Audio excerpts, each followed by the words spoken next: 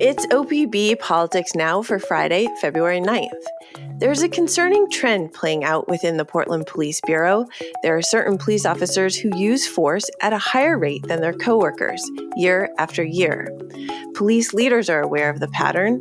The Department of Justice is involved, and yet little has changed. We're going to take a deeper look at the use of force at the Portland Police Bureau. Welcome to the podcast. I'm OPB Politics reporter Lauren Dake. I'm Portland City Government reporter Alex Zielinski. Alex, tell us about your story in broad strokes. What did you examine and what did you learn? Yeah, so I dug into data shared by the Portland Police Bureau on officer use of force, like you mentioned. For some background, whenever a police officer uses force, which can be anything from roughly handcuffing someone to shooting someone, they have to file a report where they describe the force used and explain why they felt they had to use it. So I looked at all of these reports for the past 5 years or so, and what I found is that year after year, the same few officers are using force against members of the public far more frequently than their peers. This is all low-level force, like forceful handcuffing or pushing a suspect to the ground who may be trying to run away from a scene.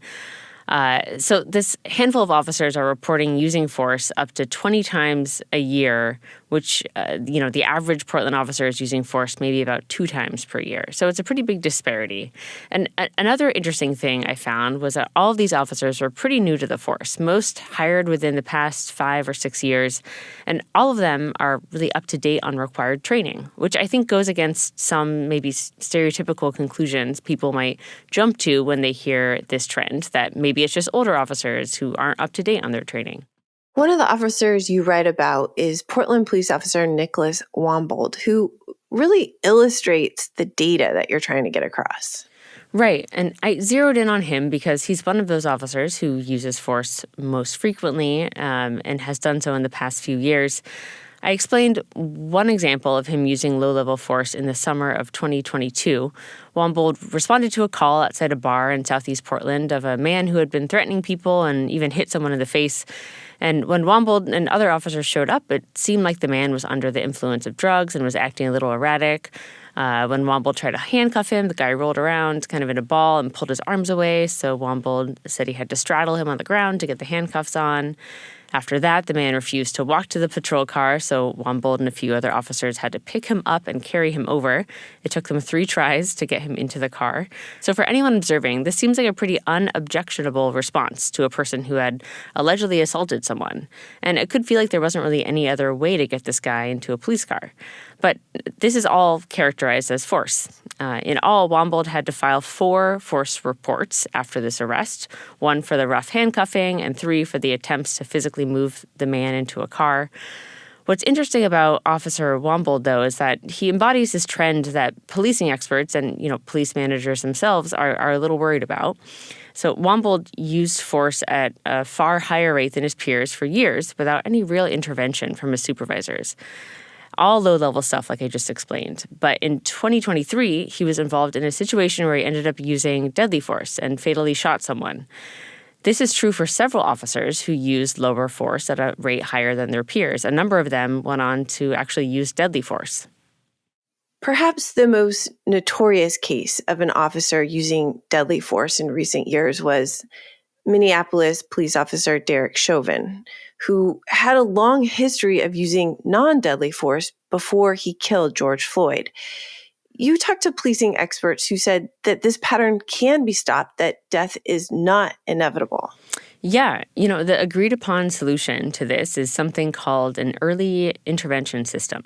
It's essentially software that police have that track any and all data related to officers over time, which includes, tracking how often they report using force, to, complaints that have been sent in about them from the public, to really any other trends. And the goal is for officers, supervisors, to keep an eye on this data and any red flags. Here's how Joanna Schwartz, a UCLA law professor who focuses on policing, put it. The guiding principle behind an early intervention system is that you identify a problem officer or a potential problem officer before they do something much worse. Yeah, so the thinking is managers can pull officers aside and figure out why they might be using force more than their peers early on and stop it. So low-level force may be a predictor for deadly force, but you talked to experts who also said there are other reasons why some officers are using more force more often than their counterparts.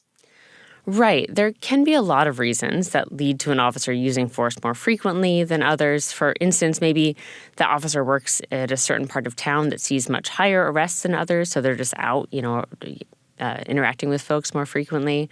Or maybe they're assigned to a specific unit that uses more force, like a SWAT team or a group otherwise focused on just more violent offenders.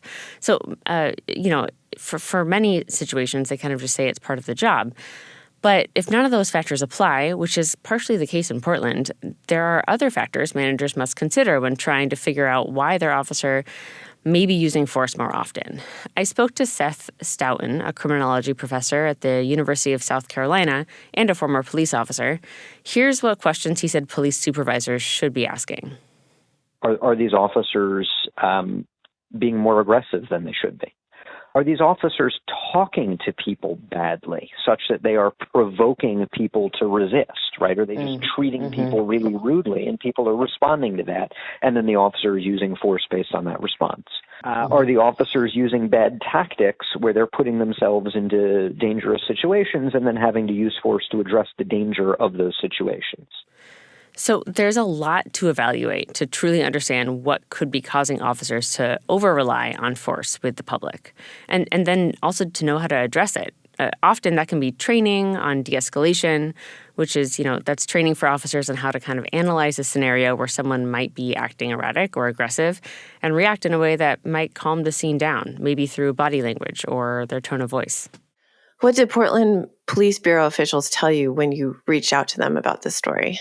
So I'd really hoped to speak with the police chief, Bob Dake, about this trend, since he used to oversee the Bureau's training division.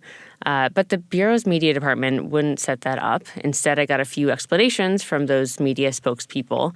Basically, they stood behind these officers' use of force and said they were sure there was a reason for them to use force more frequently. They said that some of these officers were assigned to patrol downtown Portland, where they may interact with more people acting out due to substance abuse or mental health issues, which requires force. In general, they didn't seem too bothered by this pattern. And I know you did not, dig into this data on a whim. The Portland Police Bureau has had a real issue with officers who use force. Yeah, I was first clued into this trend during a federal court hearing. You may remember that Portland is under a settlement agreement with the U.S. Department of Justice for claims that Portland police have a pattern of using a disproportionate amount of force against people with a mental illness. That settlement process, which is now a decade long, is overseen by a group of policing experts who advise the city on how to meet the requirements of that settlement. And this group has frequently raised concerns about how infrequently police supervisors engage with officers who may be using force too often to kind of intervene, like I said before. In court, they've said that if this pattern doesn't change, it could only mean Portland will stay involved in this court battle a little bit longer. After your deep dive on this issue, Alex, what are some of your big takeaways from the story? It seems pretty clear to me that the city can solve a few problems by taking a closer look at its officers who use force more often than others. For one, it could advance this very drawn-out federal settlement process, which I think everyone would love to see happen. And for another, it could potentially help steer officers off a path that could end in them using deadly force, which I think is also a pretty uncontroversial goal. A bigger takeaway for me as a journalist is that I'd love to see more transparency from the police bureau in terms of allowing leadership to speak to the press. Same goes for the mayor's office. In the story, the mayor, who oversees the police bureau, declined to speak with me about this issue. And I think the public would benefit from hearing from their leaders on serious issues like this. Alex, thank you for your reporting, and thank you for joining me. This week's episode was produced by Andrew Thien. Our audio engineer is Stephen Cray. Our music comes from Audio Network. We'll be back next week with more political news from across the Pacific Northwest. Until then, you can find all of OPB's reporting at opb.org.